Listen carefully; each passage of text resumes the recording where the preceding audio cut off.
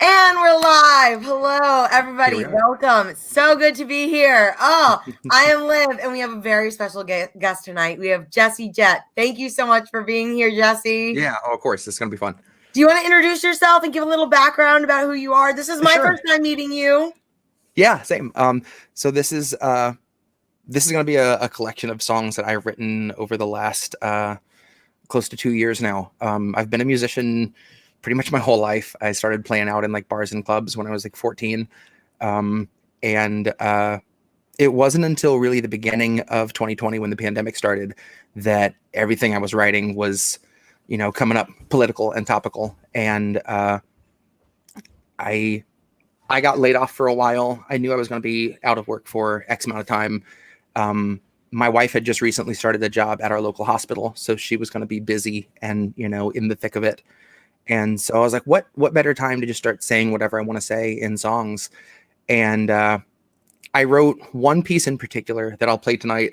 And I was like, I'm not going to try to share this with like friends and family on Facebook because that just seems like a bad idea. So I came to Twitter and tried to find just some like-minded people. And I ended up meeting just some of the best people imaginable.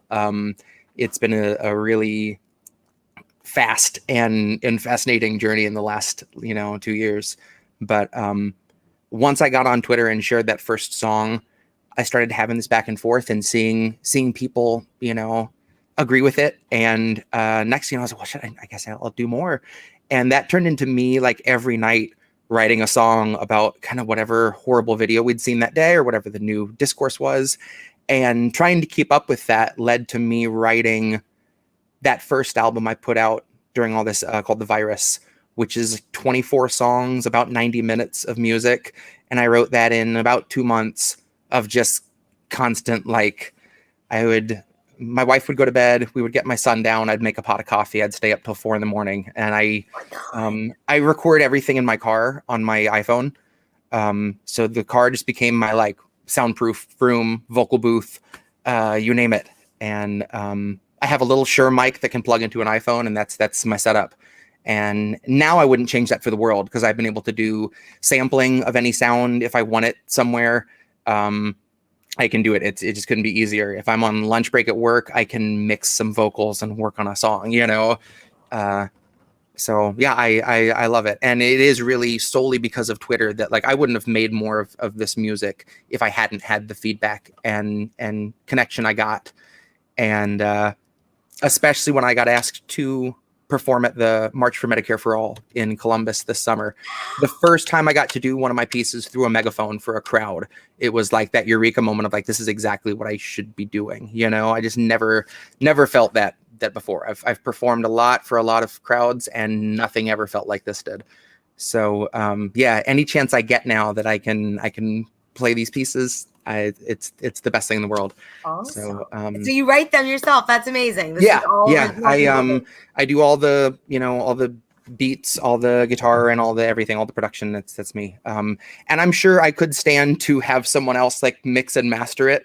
I've really learned as I go, but I wanted to be able to have that urgency of like, if it sounded good enough and my point was getting across, that's the most important thing, and I'd put it out, And there's a certain freedom to that it's just like, it's about getting it heard. If it doesn't sound perfect, I don't really give a shit, Yeah. And yeah, that I'm not beating myself up over a mix being flawless because it felt like a waste of time. So yeah, suddenly that's turned into, I put out The Virus in 2020, and then beginning of this year, I put out an album called Inauguration Gift. And then I proceeded to do a 50s doo-wop EP, an acoustic EP, another full length, and then I just put out a spoken word album a couple weeks ago. So yeah, this year's been busy, but it's been, yeah, again, once I started going, it's just like, now I'm just kind of constantly writing, and it's, if anything, I have to kind of slow myself down and figure out like one project at a time. Otherwise I'm just backlogging just way too much stuff. So that's amazing. So I have so many questions, but I mean, what's the first thing you have for us tonight? And I'll go from there. First thing I'm going to do is one of 2 songs I sampled Nancy Pelosi on. This one, not too much. The other one, Speaker of the House, I had to listen to an uncomfortable amount of Nancy Pelosi in my headphones to get the samples right for us to have kind of a back and forth conversation. But it's still one of my proudest moments I've ever pulled off. But this is a song I wrote after her infamous, Good Morning Sunday Morning reboot on national TV when she just froze up. As soon as I heard that, I had to record her doing that and just pitch it down to just this, ketamine low. And I wrote this song. This is on Inauguration Gift. This is called Sunday Morning Number 40. This was really the beginning of that wave of people going like, hey, the pandemic's over. Let's go back to normal. And the pandemic was fucking far from over, And when I was writing this song, I looked to see, I wanted to use the amount of weekends we'd had, and it happened to be 40 at the time. So hence the name of Sunday Morning Number 40.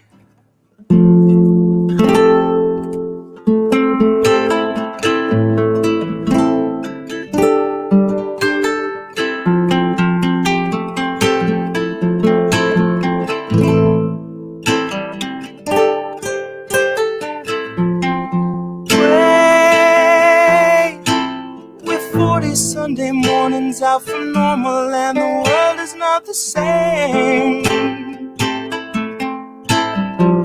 Said you waited for a warning, but the warning never came. Don't shine a light in my face.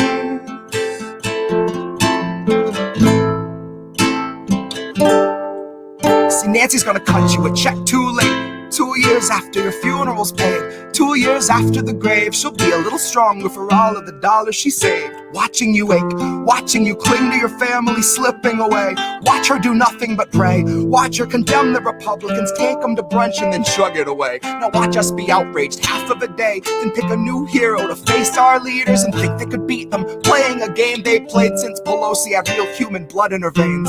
They're all one and the same, sold off stocks and they all maintain that the risk was benign and the virus was tame. Now flash forward and 40 Sunday mornings fade, 250,000 people in its wake, and a cruise ship sailed today. Some motherfucker don't shine a light in my face. With 40 Sunday mornings out from normal and the world is not the same. You said you waited for a warning, but the warning never came. Don't shine a light in my face. Said you waited for a warning, but the warning never. And that's Sunday Morning 40. You have such a beautiful voice. Wow, that was amazing. Thank you. Wow. Okay, so do you want to talk a little bit more about what made you write that song and the meaning behind it? Yeah, it was just watching them really try to push a new normal on us, and just seeing how, again, they were able to lie about the severity of COVID, cash in on a bunch of stock, and then just kind of let us, deal with it ourselves. And especially seeing the announcement that cruise ships were starting to sail again was just one of those moments where it's like, are we the only ones that are actually paying attention to what's going on? Or are people just that ready to move past it? It just, maybe it's both. But yeah, it was that kind of feeling of just being dumbfounded, watching us get pushed back into normal when we were just getting kind of thrown to the wolves, Yeah, and then of course seeing Nancy Pelosi get up and just have a complete freeze up, like blue screen kind of moment on national television. It's just kind of really emblematic of where our leadership is at. Those are the people making life and death decisions for all of us. All right, and you said that was part of one of two parts for this, Nancy Pelosi? Oh, no, the two songs that I've sampled her in. Yeah. Which we will be doing the other one tonight. I wish I had the samples able to do. There are some songs, however, that I can, and this next one is one of them. Right. I wrote this right after, fairly recently, after the sleepover that the squad had on the Capitol steps during the eviction crisis. And when Franco was there and started asking about, you know, what are your intentions for people that are getting evicted tomorrow, that got evicted yesterday, you know? And AOC was just like, we'll get to that. We're gonna, you know, we'll focus on blah, blah, blah. And just kind of brushing him off. And he asks again, and Cori Bush comes out and she was like, we're going to turn up some music now. Who wants to hear music? And everyone starts cheering and Franco's shouting and it just gets drowned out. And then they, you know, they had a dance party. And it was one of the most dystopian, like fucking sci-fi Soylent Green kind of moments, hearing him saying like, people still owe money and nobody gives a shit. And they're all dancing. And yeah, so I got so frustrated with just the people that are so, and I get it. You want to have a hero, you want to believe in someone, but at this point we got to start believing in each other because it's obvious that our leaders don't give a half a shit about us. And the people that are so willing to fight us and fight one another to stick up for them when they haven't done dick for anybody is what's so mind-blowing. And so I wrote this about that political Stockholm syndrome, and I reached out to Franco and I was like, please tell me I can sample this because I really need to sample this. I really need this in the song. And thank God he said yes. So this is Love Your Prison, featuring Franco and Cori Bush.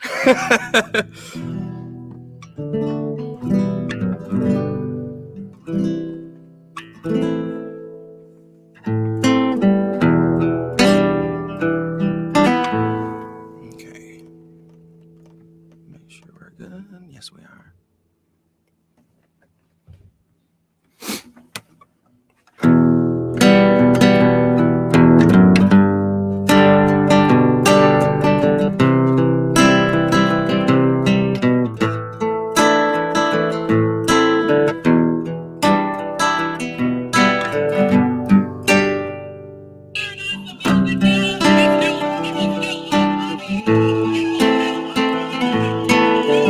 It looks to me as though you learned to love your prison. I guess you'd say you made it your own. Who knew that freedom's such a difficult decision? I bet you finally feel like you're home. Home. Right in the center where the haves meet, you were proud of incremental half speeds. You were getting down in the AOC dance line, hands tied, nodding to the backbeat. And your Secret Service dive in front of any representative alive, being asked for the very bare minimum. And you'll turn into that same kind of hard right villain you detested should we mention they could ever muster maximum. Cause liberal denial's such a lofty ataraxia, where all your morals take a backseat, not up in the cab, but in hidden panels made by federal human traffickers. So if you trust the autopilot, then you're just a sleeping passenger, passively accepting that it isn't us the bastards serve, making peace with all the evil walking on this rancid earth, and seeking unity with those who bound your hands at birth, glancing up at fascists on a bloody dais thinking they just need a push. See, I'm not a holy man, but I'm praying for a burning bush. Yeah, I know you'd love to look away, but love, you need to look. Honey, there are many massacres this country manufactured that will never make the books. Now here's your fucking book. It looks to me as though you learned to love your prison. I guess you'd say you made it your own. Who knew that freedom's such a difficult decision? I bet you finally feel like you're home. Home. Home on the range of excuses. Justify some fracking, water down pollution, paint a fresh coat of bipartisan charm over backroom collusion. Your consent is being manufactured by illusions, marketing executives in federal seclusion, working day and night to keep you just this side of lucid, and to beat down for calling out abuses. So fuck all these progressives who can speak on revolution once they empty all your powder out and spit on all your fuses. See, I prefer to judge a leader not by quality of tweets, but the six-figure book deals she chooses. The donors he betrays, the donors he would gladly take a bullet before he refuses.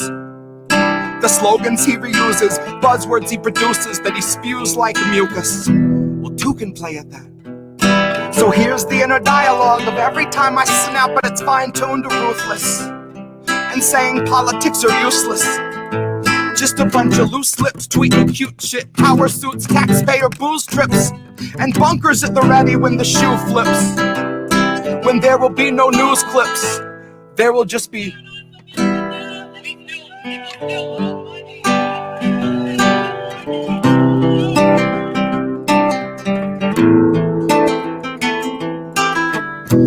looks to me as though you learned the law of your prison. I guess you'd say you made it your own. Who knew that freedom's such a difficult decision? I bet you finally feel like you're home.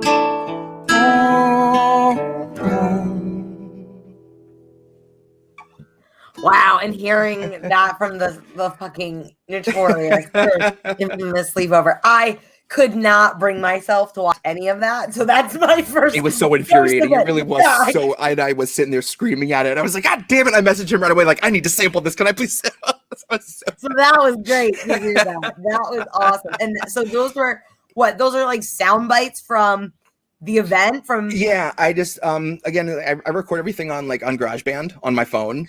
So I just plug in the mic and just brought up like that Twitter video on the iPad, put my mic up to the iPad, sample that sound, and just cut it out and time it for putting it in there, which it's really fun for stuff like that. There's one song that's like Joe Biden giving a speech on the Senate floor about the crime bill, and he's doing this creepy whispering. And like, I lost my mind a little bit having to listen to that, having that man whispering in my ear. Like, and the payoff was good because the song turned out well, but my God, like I was not the same. Yeah. But it's a great insight as to who he is, because he's pointing out that he's had more of a push for, violent treatment of criminals than anyone else, even Republicans. And he says, and I'm paraphrasing, he was like, what has every major crime bill that's gotten this far been? And then he goes, a Democratic crime bill. That's the secret. A Democratic crime bill. A Democratic president wants 100,000 cops. And it's just chilling because he's so proud of it. And he like gets up on the mic, and even the people sitting around him just look uncomfortable because it's just way more malicious than you're used to seeing someone be openly on the Senate floor. And he's like proud of the fact that he had like 80 something offenses that he wanted to get like lethal, like you would get the death sentence for. It was like 80 something crimes. It's just like absurd, And the fact that anyone thought that dude's gonna let us fucking have any kind of reform and it's that we're gonna push him left. It's so sad. Like, God. His record is how many decades long, and exactly we were supposed to push him left. Yep. On all the major issues in a matter of how long? Yep. Like, absurd. Exactly. Absurd. So is that another song you have something for us about Joe? Yeah, I actually was about to say now I might have to do something a bit more direct about Joe. Let's see. Gosh, well, there's a couple. Okay.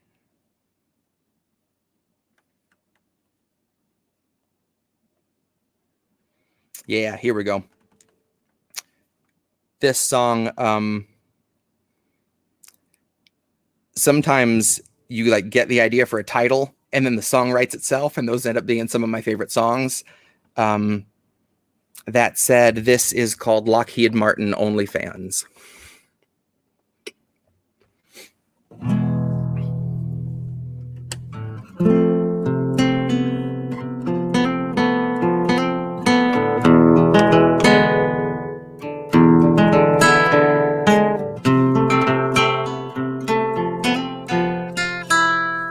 Guess I was born with the curse of foresight. I knew Joe was only gonna represent the war side. And And that's sad, I just came to fight. You can keep the ore flight. Save the surprise and the gasp when the shadow of the fascist of caste is on your doorstep in the glow of your porch light. Save the surprise when the grid goes down and we go underground to lick wounds in the gloom of a torchlight. While up in the sky, a blimp glides by with a sign like New Year's 2022. Brought to you jointly by Pfizer and Coors Light. While the centrists observe from a comfortable courtside, right in the thick of the action behind a partition. We're in a morbid position, a plague of evictions, born a comorbid condition of the cancer of wealth. I fantasize that I cancel myself. Hands on your head, throw your best laid plans in the well. There are no more answers, questions go back on the shelf. Now all Joe's donors, a quick show of hands. How many of you sub to the Lockheed Martin OnlyFans? How many are loyalist patrons of the Raytheon Patreon? Occupy Iraq and send 1 million off into the great beyond. Cool yourself with a safety on. True to yourself in as much as you dutifully spew out a mucus of QAnon. So you can't convince me the Capitol wasn't surrendered with every intention of digging us deeper down into this treacherous webbing of censorship. Having your speech in dissension so you can't hold Biden accountable, not in his mentions and not in the streets. So no to the end that Joe will defend the elite, that Joe won't embarrass McConnell, but Joe's not embarrassed if all of your children are hungry and weak. Too hungry to speak, too hungry to stand, they just lie at his feet. Joe is fresh out of empathy, fresh out of policy, but he'd love to know, what was your favorite ice cream flavor to eat? Back when you used to eat. I guess the road isn't rocky for people who thought we were free. They'll believe what they read and Joe's here to lull them to sleep. Counting us down by the dozens, the culling of gullible sheep led to the slaughter by media tyrants and government thieves. These are the leeches that stubbornly suck where there's nothing to bleed. These are the tumors that force us to crawl on our knees. This is the home of the brave. This is the land of the free. One was foreclosed in 08. One was condemned in 16.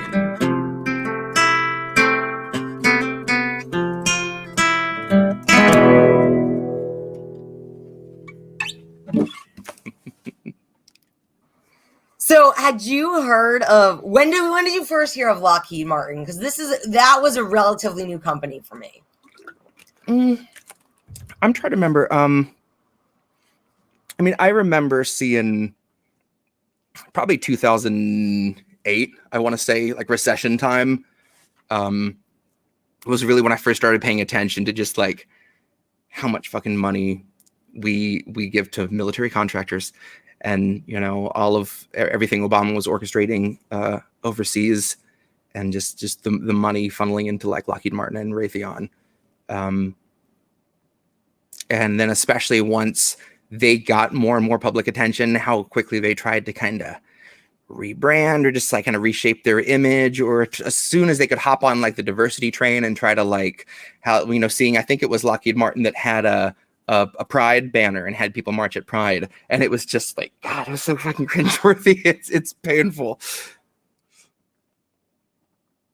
Yeah, that's cringeworthy. It's like a whole other level. I don't even know. Yeah. It reminds me of I was just seeing a tweet today, I think, about the meme of like the airplane with the dropping bombs for Democrats. Oh yeah. Yeah, and they actually did it, right? They voted on a new inclusion inclusion and diversity logo. Yep. Like, what the hell is this? Like, we are trying to rainbow wash imperialism. Yeah. This is disgusting. All right. Next. But that's the worst part, is that there's so many people that are like, yes, more female war criminals, more inclusive war criminals, Oh God. Yeah, missing the point. All right. Okay, so this song, this was really the first time I discussed the Squad, and I didn't touch on Nina Turner, even though I knew where that election was going to go, and we could all see Nina Turner starting to already slip away from us, and it still ceases to amaze me, like I said before, how many people still will stick up for them, even though there's, it's not like they're sticking up for us. Yep.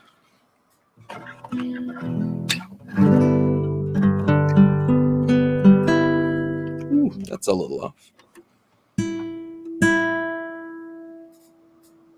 And yet my tuner lies. Okay, there we go. So this is called #squad goals. Oh, great. Fate demanded I be singer of a new ballad about the candidate you wanted, like a finger in your fruit salad. But we're made to choke down. And never mind he didn't have supporters on the ground. Never mind a website that gave volunteers the runaround, and a platform policy that followed Biden's lead and didn't make a fucking sound. And then he takes the crown. Now that's ascension into power by immaculate election, cause no one really wanted it and no one should have trusted it. But don't you try to question it, cause Joe is not a fan of questions, but Joe's a fan of pointing fingers right in people's faces.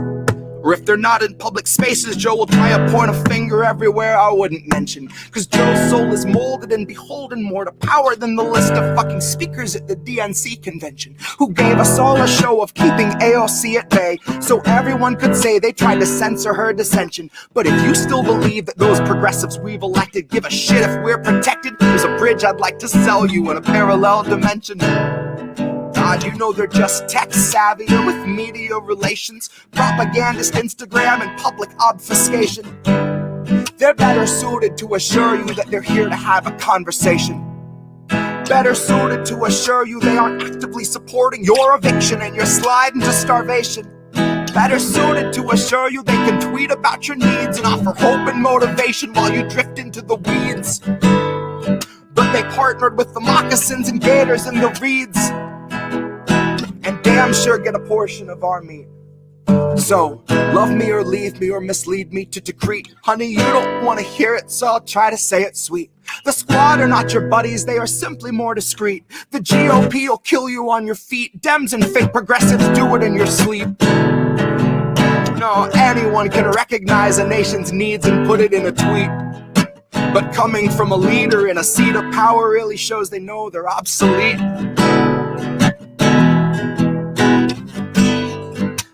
GOP will kill you on your feet. Dems and fake progressives do it in your sleep. The squad are not your buddies, they are simply more discreet.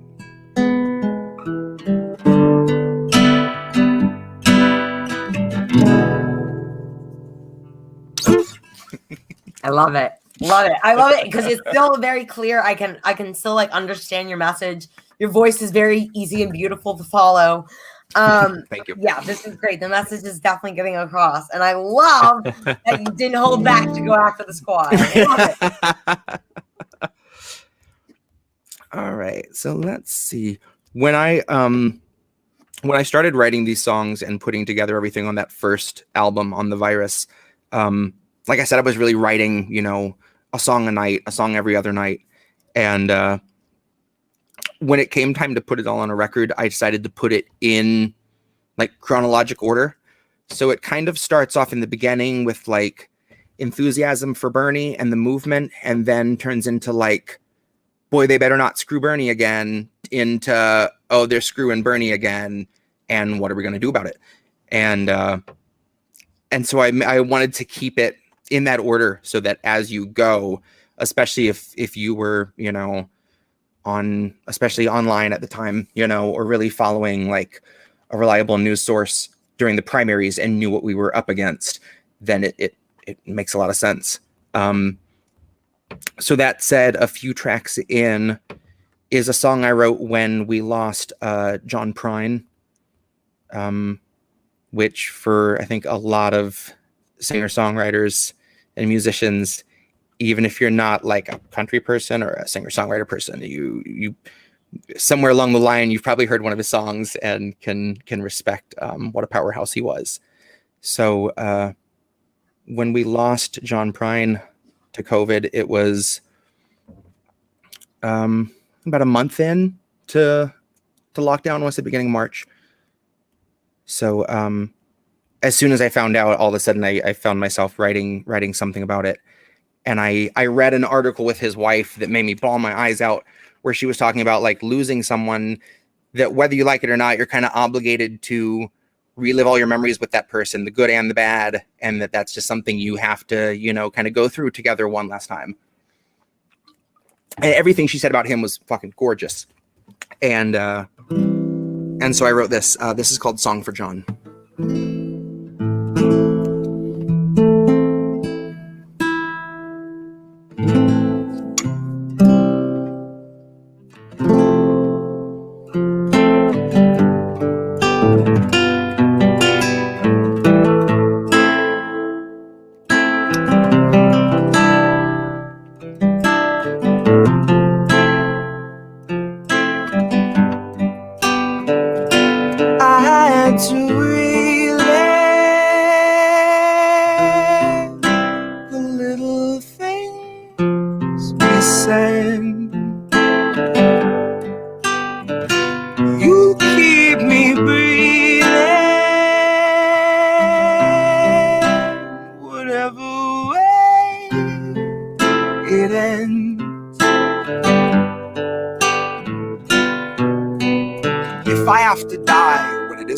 Time.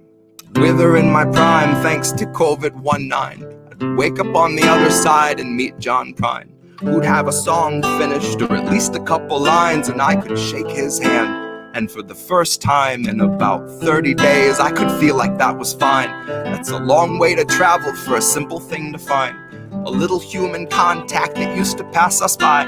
The little social contracts suspended in the ice, where we last saw friends, where we last touched hands, where we last lived our lives. And I don't think it's reaching to say I won't be the same beyond tonight. So give my love to John and tell him I'll keep writing songs until I die.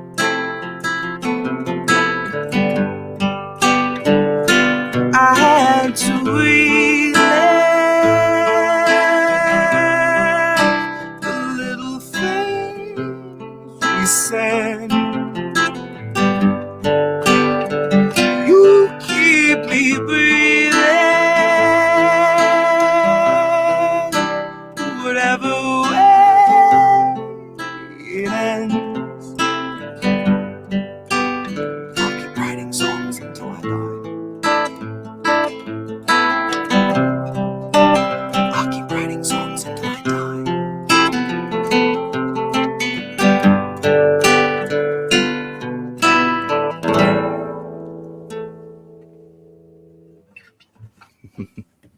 Rest in peace, John Prine. Awesome. Do you have a favorite that you're gonna play? I should have asked from the beginning. Yes, I do. I do, and it's like a 50-50 whether it's one I can get through without crying. But that's part of the charm of it. Yeah. Right. Let's see. I don't know how you're doing on time. If I have time for a few more pieces. Yeah. Yeah. Okay. Awesome. Yes. So let's Tell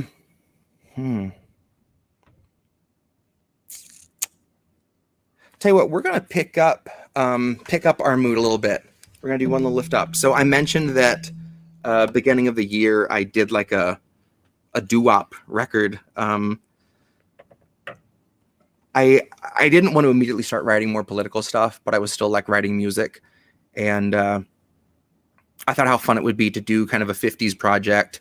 And I've always loved the Fallout series, so my mind immediately went to like doing some kind of nuclear wasteland theme, because then it could still kind of be, you know, a warning of things to come and kind of social commentary without being like political commentary. So so I did a 5-song EP. Like, being your own barbershop quartet is super fun. Like, I highly recommend it. Like, multi-layering your own vocals and stuff. It was a blast. So the last song on that actually turned out to be a little bit more like, I don't know, Sturgill Simpson, kind of old school, early country western, kind of climate change banger. So this is the title track from that EP. This is called the Geigerrage.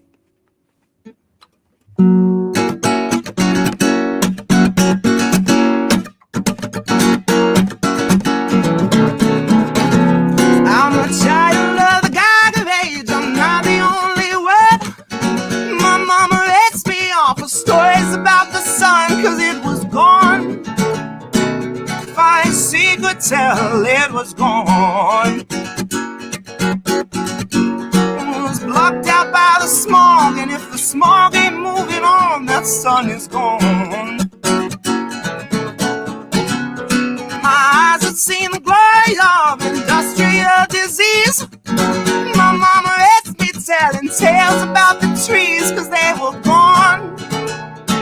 Oh, my mama knew the trees were gone. We roasted inside out, and in no soil fit to sprout, those trees are gone.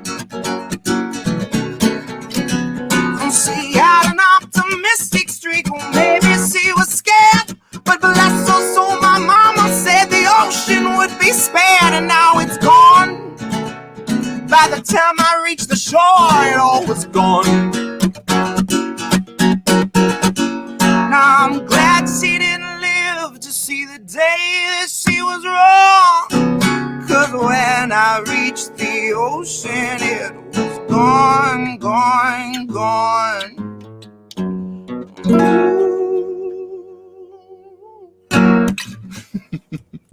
Wow, I love that. That was so good. Wow.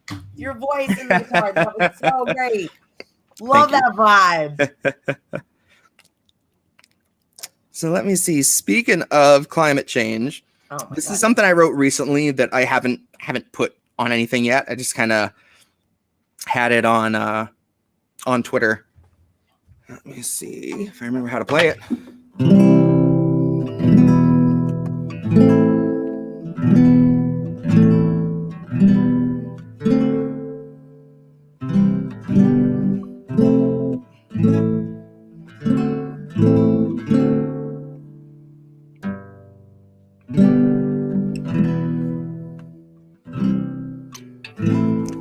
Okay, I think we got it. Yeah, this little song came about just one evening. I was recording a few other things, and suddenly I loved the idea of people in the middle of a flood, and suddenly it's like, oh, cool, there's a wildfire going on now. So like California most of the time, and try and set up just a nice little love song in the middle of that. This is called Sailor's Delight. Red sky at night here 50 miles from the ocean, and it doesn't really strike me as a sign of good to come. I watched you pour a drink as you were going through the motions. You'd seen that color once before and knew what it was from.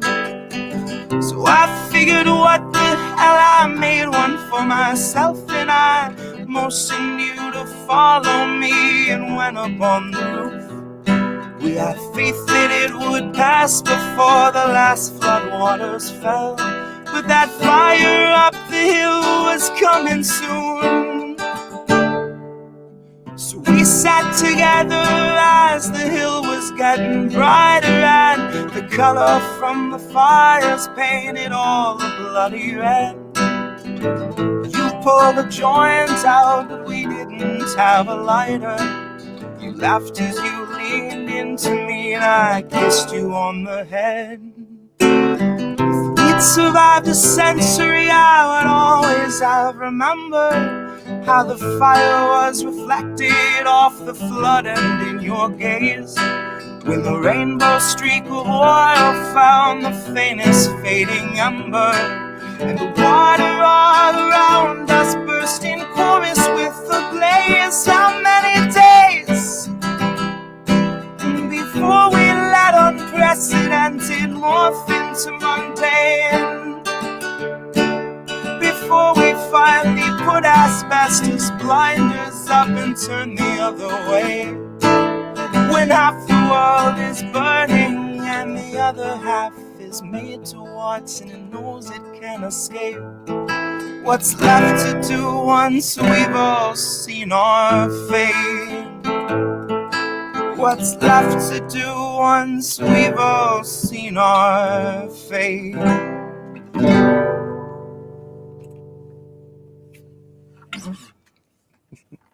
Awesome. Thank you. So when are you gonna play your favorite? Or have you played already? Yeah, let's do it. Do it. So this song originally was a lot shorter when I first wrote it. It was just a little piano bit and some vocals. And then I got done with it and I was like, God, you know what? I just kept hearing this like very Beatles kind of drum fill going into some guitar and a whole thing. I was like, you know what? Fuck it. I'm going to try to do it. And next thing you know, I had like trying to cram my guitar into the car and doing like a little slide thing and trying to make just this very quintessential Beatles feeling kind of fill. And the next thing you know, I wrote some more stuff and then it became twice the length it was. But this is my personal favorite, I think. And one of those that like, if I'm playing for an especially mixed crowd, politically, this is the best icebreaker. In fact, I recently decided to wing it and went to like a pretty popular local open mic and decided to spring some of these songs on people. And I was really overwhelmed by the response. I think I don't give people credit for how fed up they are. Because a lot of people that I thought might come up and want to like tell me off or argue with me came up and were like, started talking politics with me and they were ready to talk, if anything, when you start to talk about what we face as working class, you can have a really good conversation with someone until you bring up political parties or politicians. And that just really shows how we're pitted against each other, So when I would play these for a crowd, I kind of gave a spoiler of like, I'm not here to represent a politician or a political party. If there's one takeaway, it's that you deserve better and there's no reason you shouldn't have it, So with that said, this song, oh, I was going to go out of tune. This was after I'd written that first album and suddenly, even if I wanted to turn my mind off of politics and ignore how things were, it was too late. You kind of cross that point, as Misty loves to say, as once you know, you can't unknow, and you almost find yourself a little envious sometimes of the people that can enjoy a lot of things at face value, because an awful lot of shows I used to love, songs I used to love, movies and stuff, I found myself so much more critical of things. If there wasn't like, I don't know. It was hard for me to enjoy something that was just meant to be fun anymore, because I'd like finish up a song and I'm like, what were they really saying in that, Or I'd be seeing something in some show and be like, that's propaganda. That's fucking propaganda, And so this was about taking that red pill and not being able to go back, but sometimes wishing you could. Just one second. Boop. And cool.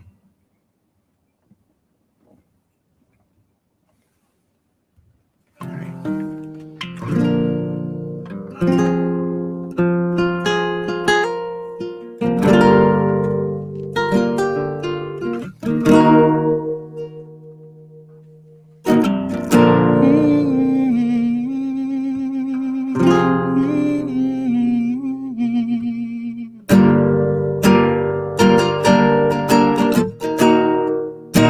I think I liked it better being blind, when I couldn't read between the lines, couldn't see the cracks in the structure that lay bare before me the whole time.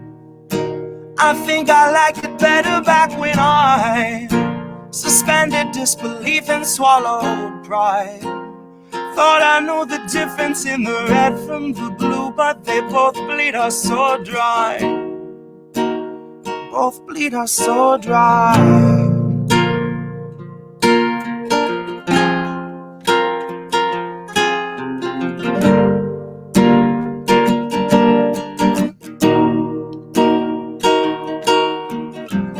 my favorite songs don't hit the same way. I get to the end of some 4-minute track, and I'm only looking back thinking, what did they actually say? So I try to sit down with my wife and watch TV, but I just see propaganda elevating the police in the simplest of sitcom banter, and tiny little altars full of offerings to corporate masters in every well-planned wide pan shot of the name brand stocking up the pantry. Pull back, one long tracking shot out to the garage, to the logo on the Camry. A nice tight shot of the Camry. Close-up view of the Camry. Slow pan up on the Camry. Long slow zoom to the unmoving human who is up in the front with a tube pumping fumes to him straight from the back of the Camry. Shamed he just could not provide for himself, let alone for his family. It's a blue pill mindset that spent 2020 making dance beats.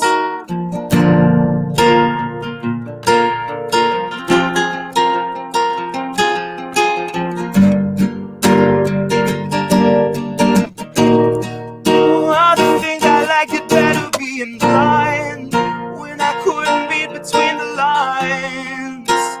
Couldn't see the cracks in the structure that lay bare before me the whole time.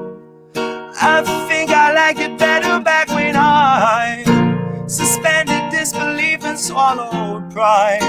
Thought I knew the difference in the red from the blue, but they both bleed us so dry. Both bleed us so dry.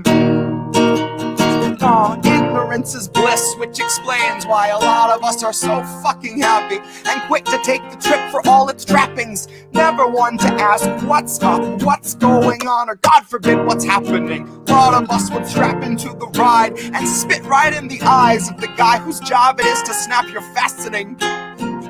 Oh, but maybe we're all born with that capacity. Maybe each of us comes standard with humor, compassion, malice, and audacity. Some of us are blind to the system, but some see it fine and say this is how it has to be.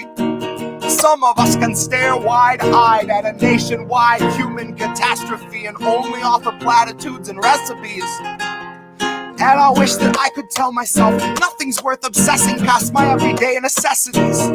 I wish that I could cry fake news over anything that threatened me, tune out our abuses and consume a little levity. I wish that I could offer up my son a smoother destiny. Wish I had some better lessons for how best to answer questions on the things I'll be perpetually questioning. But I'm too busy looking at our leaders, wondering what I might be missing from the messaging. I'm trying to find the reasoning to let 500,000 people meet an early reckoning. And even though I know the truth, it's hard to swallow something that's so literally sickening. Hope is ever dwindling, COVID ever beckoning. Wind slows your breathing, but your pulse is ever quickening. Hard to speak the truth and harder still to keep listening. I'm done with my epiphany, my innocence is blistering. I like to think I'd taste the earth before I'd ever kiss the ring. Hard to speak the truth and harder still to keep listening. Oh, sometimes I think I miss being blind when I couldn't read between the lines. Couldn't see the cracks in the structure that lay bare before me the whole time. I think I liked it better back when I suspended disbelief and swallowed pride. Thought I knew the difference in the red from the blue, but they both bleed us so dry. Both bleed us so dry. Love it. Very relatable. Very relatable. All right. So I have a couple more. Yeah. Let's do it. Okay.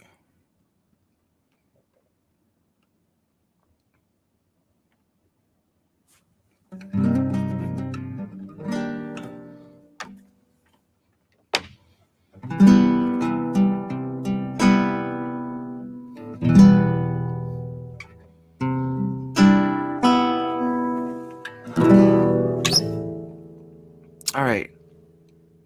So this is the song that really started it all. This was the first song I wrote at the beginning of quarantine, watching them start propping Joe Biden up and realizing that that's what was going to be forced on us.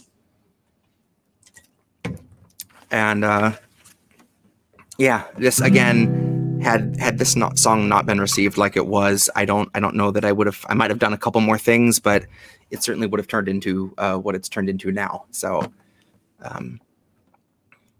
this was one that started it. This is called Town Hall.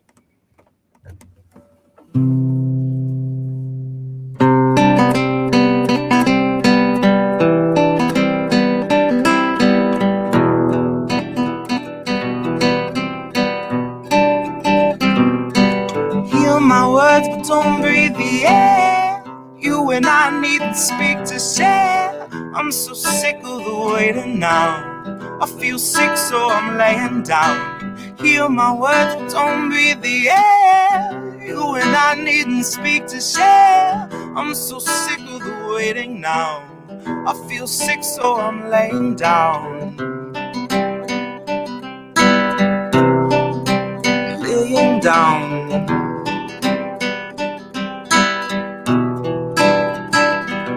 Alright, I won't name names, so he won't call legal. We'll call him Bo Jiden, and he killed Glass-Steagall. He's on the trail, off the rails, profits over people, but I won't call him a Nazi, cause I haven't seen his eagle. But I have seen his equal, and he just left the White House. I've seen his equal, and she lost the fight twice now. I've seen the evil of a man who'd shake the hands of workers, knowing they've been slaving for a feeble wage and little purpose, all to keep afloat his bloated lifestyle. All to keep us focused on our phones in the meanwhile. Now if I'm a broken record, this has been a time trial, but I will not go quietly into the future I'm supposed to hand to my child. I will not politely hold my tongue when I see voters in the web of suppression. So I'm about to burn the list of things we shouldn't mention. Alzheimer's causes bouts of both confusion and aggression. Sentences that fall apart in paper-thin patience. Well, I have not spent the past 4 years practicing critiques only to need them for the next administration. Part of me would love to vote for Trump to really stuff you Biden diatribe junkies who would tie us to a chair to watch him push out Bernie Sanders, say he needs to just accept a loss and have your little celebration. Well, I don't know about you, but I have too much love for this misguided nation. So I can't take another president who treats the world like he's a wealthy tourist, just too good to talk to all us Haitians. My only choice should not have to be trading one president who chews at the Achilles heel of race relations, plays up all our prejudices, fears, and darkest motivations, for one who also hands us to the corporations like we've all been sex trafficked. And God, I wish that was exaggeration. But it's part nightmare, part fascination. It's mostly fascists saying we're a cushion generation, while they gut the funding made to lift you out your station, while you miss your shift at your third job because you can't afford your medication.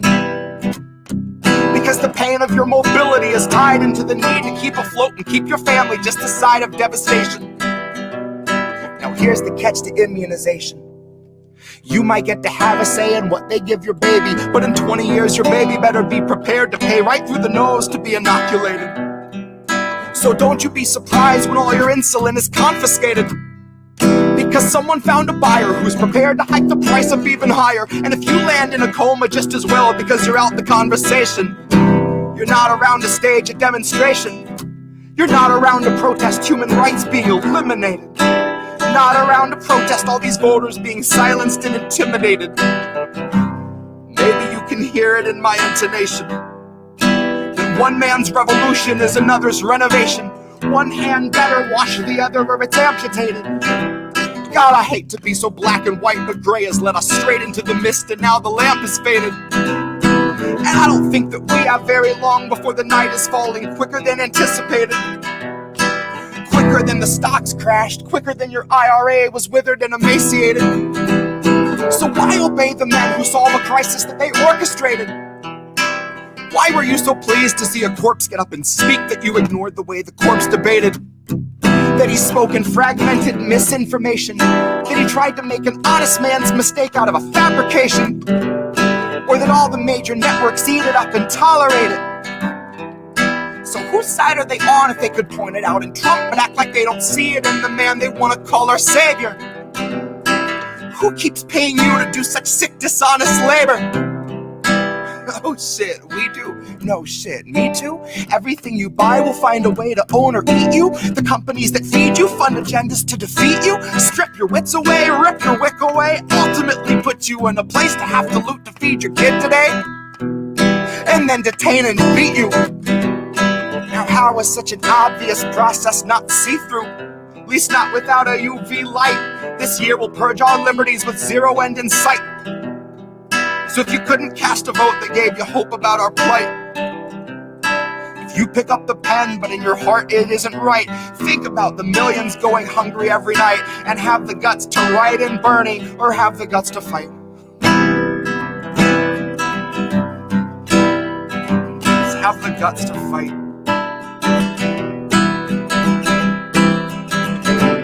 Oh, hear my words but don't breathe the air. You and I need to speak to share. I'm so sick of the waiting now. I feel sick so I'm laying down. Hear my words but don't breathe the air. You and I need to speak to share. I'm so sick of the waiting now. I feel sick so I'm laying down. Laying down.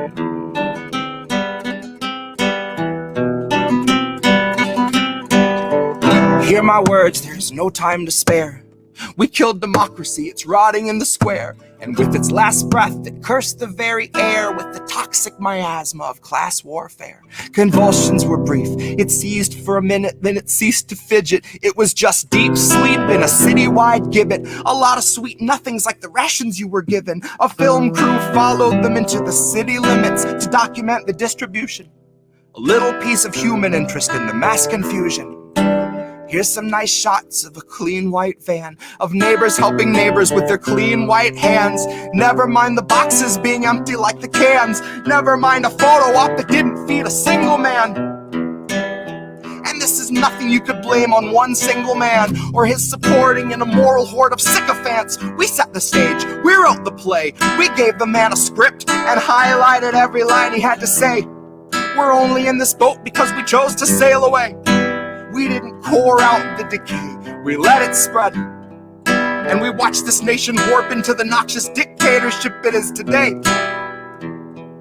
Oh, we made conditions perfect. It's almost like we want it this way.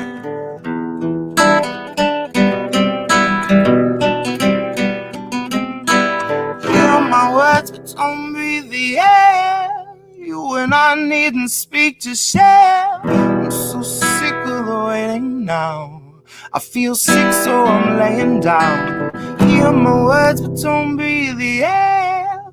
You and I needn't speak to share. I'm so sick of the waiting now.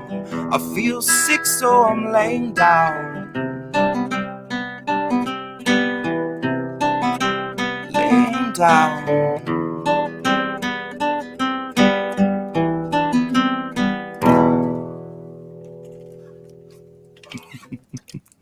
Thank you. Beautiful, beautiful. All right. I'm going to switch it up and do two short spoken word pieces. Okay. And then we'll be out of here. So yeah, the last thing I put out was just spoken word. After doing a few podcast interviews, there were a couple pieces that I had lyrics for. I think the first one was Lockheed Martin OnlyFans, actually. I was on Ron Placone's show for the first time, and shout out to Ron. I had just written those lyrics, and I really wanted to share them, but I didn't have music at the time. I thought it might just be a spoken word piece. And doing that, it just really lets everything be heard so much more. Not that I don't try to, make sure my music, like, that first and foremost, you can understand what I'm saying and like get the point across. But spoken word was just such a different setting for that.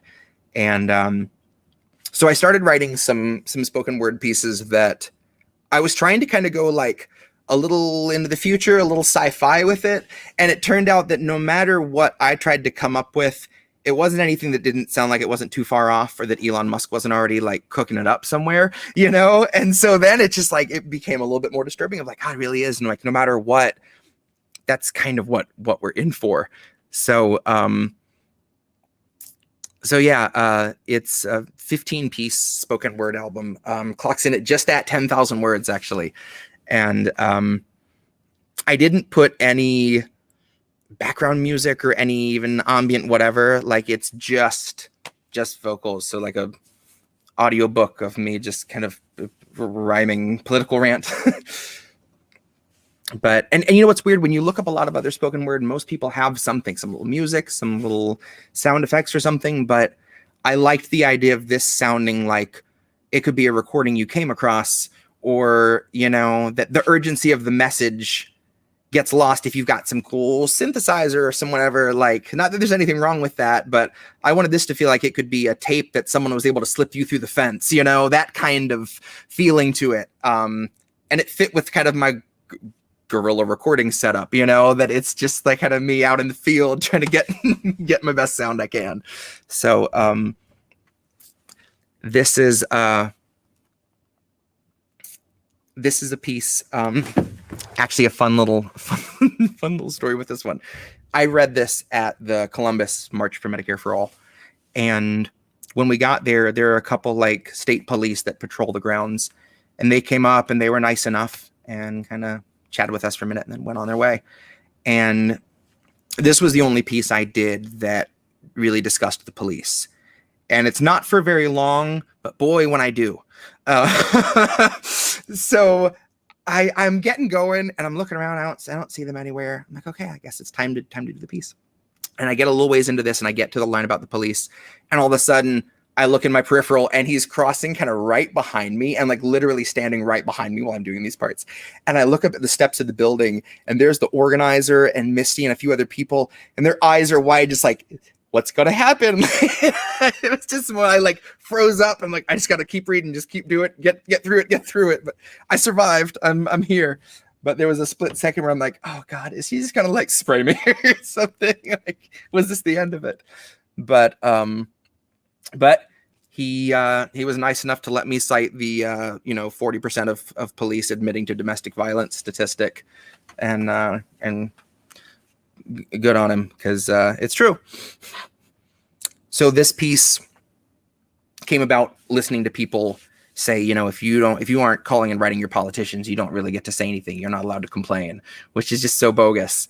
And I love that, the idea that politicians are like, well, you didn't call, you didn't write, so we're just going to do whatever the fuck we want, and you know, screw your needs.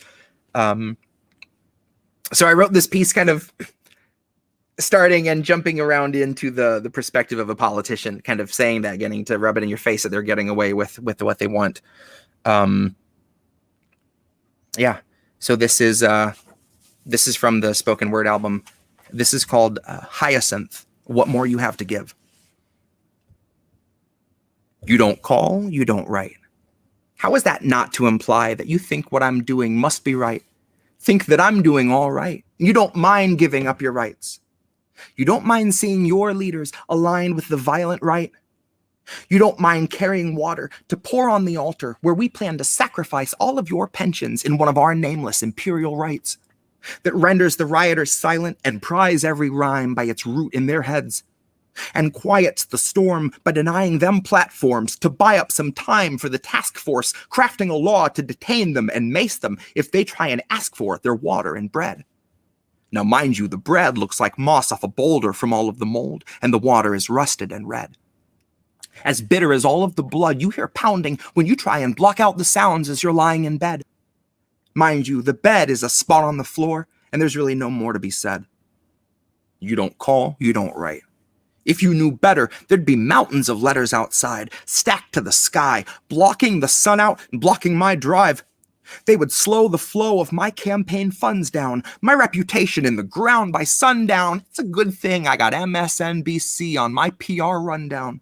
To put you at ease, maybe give you a nice little neolib rubdown, and to blare my redemption from Breitbart to Cumtown, to flood all your free speech channels with a bunch of raw shit and shut the pumps down. And then usher out a couple dozen sock accounts to pop up in your mentions with their toxins stocked and talons out, here to help defend a man's dementia with the passions of a talent scout, selling you their bullshit while they're drooling half a gallon down the hat they'll pull a rabbit out. And verbally they'll strap you down, slap you with a finely crafted soundbite from your squad that you could try to feed your family with, or playback for the officers arriving to evict you in the hopes that they won't snatch you out.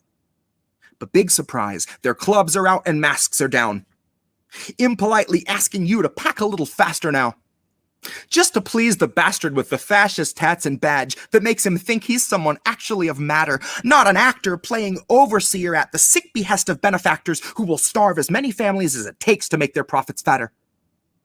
And when they tell those loyal cops their kids are on the chopping block to sate their daily greed and need to satisfy their hungry stock, statistically, 2/5 of these are all too pleased because it just means that they could beat their spouses without all those little weak attempts to make them stop. I was watching TV screaming, make it stop. Screaming at the cable feed of Double Talk. Screaming at the Daily Razor shaving down our labor laws. And screaming at the left like they can wave a wand and change it all. Screaming at the leaders we gave time and trust and money to who played us all. We the people, tattered rags and paper dolls. Screaming at our debt and at the overfed pigs who create it all. Trying to teach the ways of the world to my son like I don't hate it all.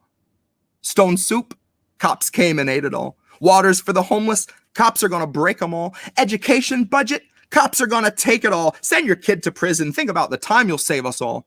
Years later, you'll be lucky if you're paid at all.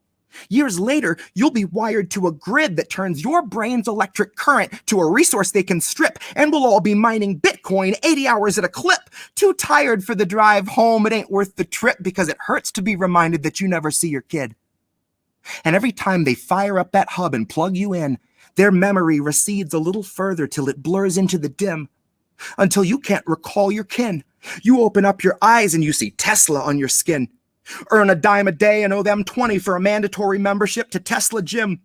We're all one big happy family who neutralized your family at the gates when they tried to sneak a message in. And taunts you with escape in our advertising messaging. Taunts you with the sounds of a child at play, a warm summer day, the things we can all sense slipping away because their frequency is lessening. You are working for a living in which you are only visiting, working under safety laws that profit ends up pivoting and shifting into figures in which losing you is just the cost of maximizing profit in the world that we do business in, the world in which we fight to see a bright side but always get the business end. And I've been here in wait since late '08 to witness this descent. So suck my soul away in little bits a dime a day but with a monthly cap of 50 cents. Because Tesla-funded studies show that overpaid employees don't know what to do with all the extra money because they're lazy and they're ignorant. So all the extra capital keeps innovation radical, and you can say that you were part of history in the making in the unacknowledged, patronizing, strictly honorary sense. Now we understand you may resent that Mr. Musk was heaven sent to take you on his back for his divine ascent, and then just before he reached the palace gates above the firmament, he dropped you on the outer steps a month before retirement. Again, may we refer you to suggested ways of demonstrating gratitude for Mr. Musk that he was kind enough to let you feed his great Leviathan. Tesla-funded studies show that you amount to nothing in the hours you're not wired in. Hours you spend quietly denying that you let them in your head or let them walk potential buyers in. Mind you, all of this a mere month before retirement. And mind you, your retirement is waiting in the dirt that fed the hyacinth. Or maybe, if you're lucky, you could spend another year assisting researchers in biosynth. Now, mind you, that amounts to nothing more than torture, but they wipe your memory after every session, washing out all prior sense. Think of it as Mr. Musk absolving you of prior sins. Don't think of it as skinning you and fitting you with trial limbs. Think of it as Mr. Musk presenting you the opportunity to help America's elite achieve tighter skin, fuller lips, healthy eyes, smoother lids. Don't think of it as rape. Try to think of it as Mr. Musk assigning you a mate because America needs kids. Don't ask what Mr. Musk can do for you. Ask yourself if there is something more you have to give. Ask yourself what more you have to give. Ask yourself what more you have to give. Ask yourself what more you have to give. and that's Hyacinth. Great. And that was one or two? That's one spoken word piece Great. from the new record. Yeah, that's easily the longest thing I've written before. I'm gonna close it out with a Julian Assange piece that I owe Misty for, because I was aware of Julian Assange, but obviously not enough to fight for his cause, which I feel like once you understand it, you feel compelled to. She really brought that to my attention in a way that hadn't been before. And actually, the first time I ended up going on there was I reached out to her when I wrote this piece and was like, I'd really love to come and do this. And it's interesting because you don't have to talk explicitly about Julian Assange to be able to connect wherever you're going, connect it back to him, because any issue that you want to be able to talk about and you can't, any issue that the news isn't telling you about, Julian Assange is the canary in the coal mine for that. And realizing that, I wrote this piece. So this will be the last one for the night. And this is actually the one that I close out the spoken word album with. This is called Conviction, Winter in Belmarsh. If you thought you saw your freedom, it was truly a mirage. Freedom's locked a cell away from Julian Assange. Our First Amendment rights are by his side behind bars, and the next voices silenced will be ours. Rest assured, democracy is rotting in the dark. Rest assured, we vilified dissenters, pushed out black renters, and tore down their housing just to build a little urban park.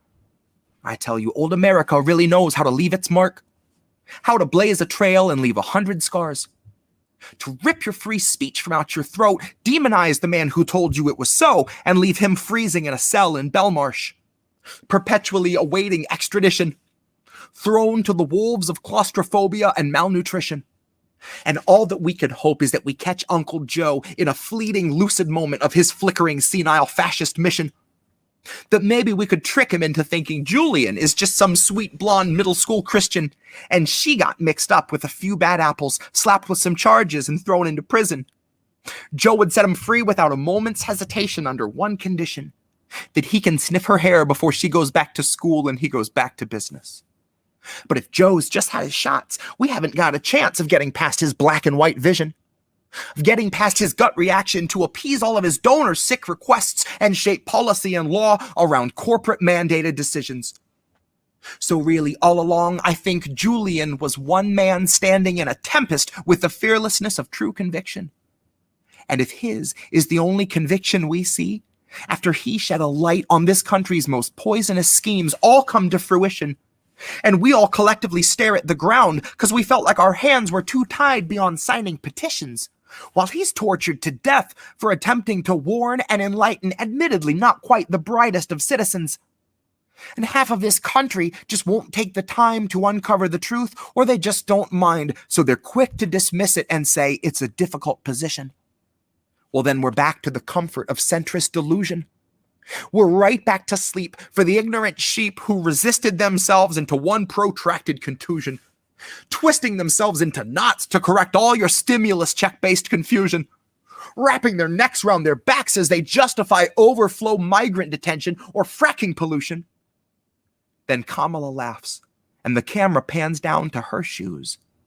And that footage is 90% of your 6 o'clock news, except for a feel-good story about a man who at 95 years young just made Employee of the Month at Whole Foods. And the $50 gift card means this month he'll afford his prescriptions and meals, and he won't have to choose. This is the machine that a man named Julian Assange threw his body on the gears of for you. So to cry out for his freedom is the least that we can do. Now best believe the feds will serve to muddy up the truth, but rest assured the temperature in Belmarsh is an icy 22, and Julian is shivering in a solitary room without a view. And rest assured Obama loves a whistleblower just about as much as he loves weddings where he doesn't get to detonate the groom. Rest assured Obama bought the plot where all our First Amendment rights are gonna rot and demanded that they carve his smiling likeness on the tomb. So when you come to pay respects to your free speech rights and a somber feeling hits you and you look up to the sky, the answer will be staring you right in the eyes to the questions of why and of who. So if you thought you saw your freedom, then they wanted you to. Human rights are mutable, and Julian is proof. Our First Amendment rights are stuck in solitary too. And the next voice silent might be you. Thank you. I love it. Oh my God. We need to be talking more about songs right now, especially with what's been happening. Right. Love it. I know. But oh man, well seriously, thank you for letting me come do this. Thank you. Oh I really hope we got attention to you guys, and hope it helps. Thank you. I appreciate it. Let's do this again soon, and maybe we'll do it on the Populous Voice Network channel. We have a bigger platform there, so we'll try it on absolutely. That. Cool. Well, thank y'all for joining us. Yeah, thank you everyone. Jesse, for joining us. So nice it was so much fun. Seriously, we'll have to do it again for sure. Yes. Thanks y'all for being here tonight. Have a great night. Bye.